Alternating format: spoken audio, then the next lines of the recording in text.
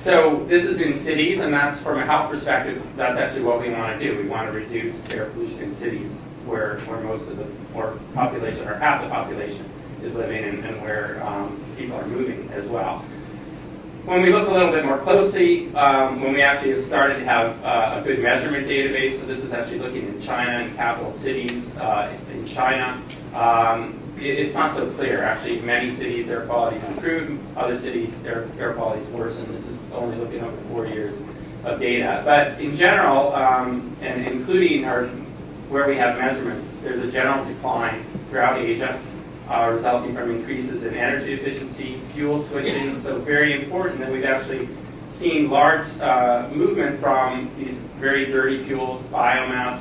I mentioned before household solid fuel use, moving away from burning biomass to more modern fuels. Burning waste to more modern fuels actually has big benefits in terms of air quality and also actually for climate change.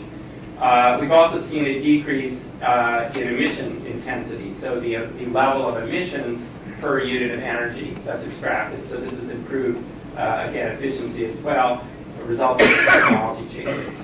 But the concentrations in China and India are still about twice as high as those in high-income countries around the world. There's still quite a lot of work to do.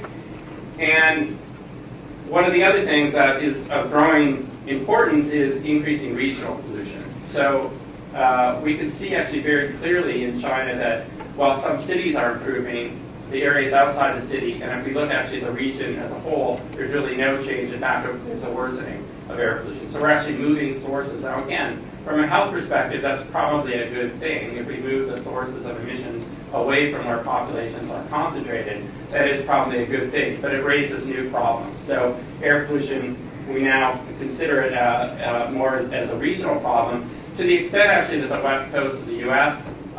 Is seeing the effects of transported pollution across the Pacific. And California, for example, estimates that by 2030, they won't be able to meet national air quality standards, no matter what they do locally. And it's because of what's coming across the Pacific. And it's not just Asia. We actually export our pollution to Europe. Europe exports it to Asia. So it is a global problem as well. And this is something that we need to increasingly consider.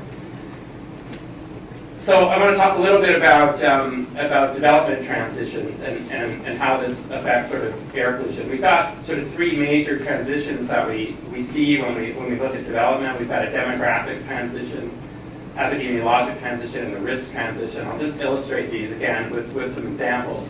This is looking at India and China, where you can see, as largely as a result or following development, that the populations are aging. What does this mean in terms of air pollution? It means actually that the size of the population that's susceptible to the impacts of air pollution is going to grow. So even if air quality improves, actually the health impacts are likely to get worse just because of the pool of population that's susceptible is growing. In concert with that, we actually see a shift in terms of the burden of disease. So what diseases are people affected with as we shift away from communicable diseases to the chronic diseases? Again, these are the diseases where we actually see them being affected by air pollution. In fact, air pollution making a large contribution. So everything in color there, and you can see this is attributable 20 to even, around 20% of the DALYs, 40% of the mortality in some regions of Asia today are diseases, the chronic respiratory and cardiovascular diseases where there's a link with air pollution. So again, a growing size of the susceptible population.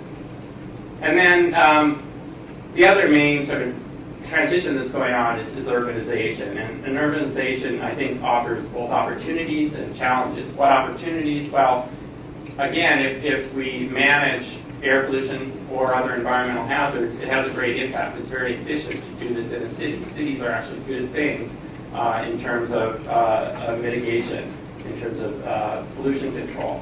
And we're seeing trends now in Asia, as in much of the world, towards increased urbanization. But it also offers challenges. And the big challenge is actually as we see populations move into urban areas, in general, on a country level, we'll see these traditional risk factors. So I mentioned household solid fuel use decrease. But we also then see modern risks increase. And here's an example would be pollution related to traffic, so traffic related air pollution.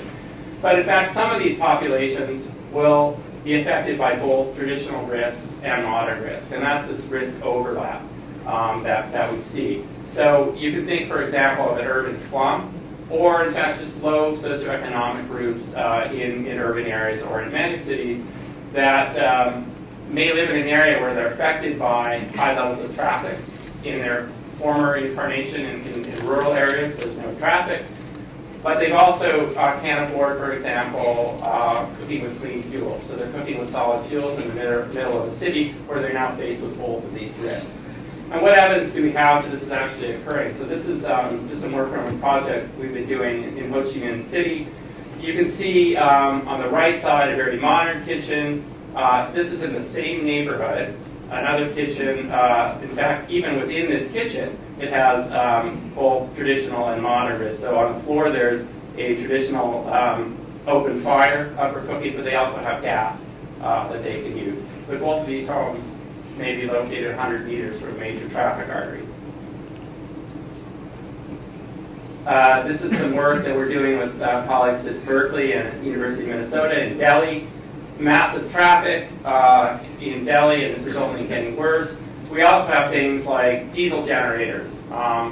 These are everywhere, and not just in Delhi, they're now in rural areas, actually. So as people can afford this, but the cities and the communities are not fully electrified, people want power, they put in these diesel generators, and they're just spewing out diesel exhaust. On the top here, you can see vehicles, you can see dust, you can see roadside cooking, and there's small manufacturing shops as well.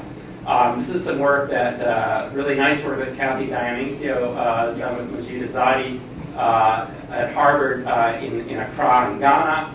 Multiple sources, waste burning, biomass cooking, and traffic. And she's really demonstrated the importance of socioeconomic status